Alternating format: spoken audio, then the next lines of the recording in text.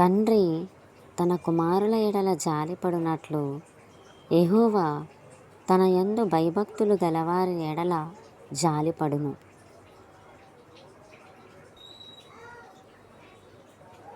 తన్ను ఎందరు అంగీకరించిరో వారికందరికీ, అనగా తన నామమునందు విశ్వాసముంచిన వారికి దేవుని పిల్లలగుటకు ఆయన అధికారము అనుగ్రహించెను.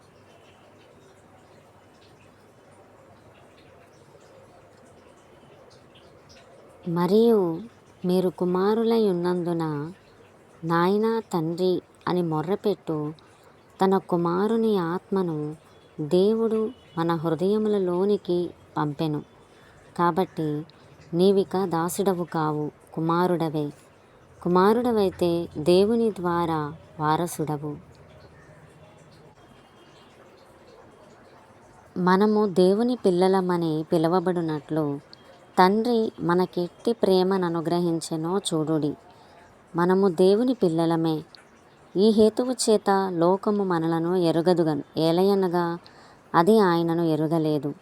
ప్రియులారా, ఇప్పుడు మనము దేవుని పిల్లలమై ఉన్నాము.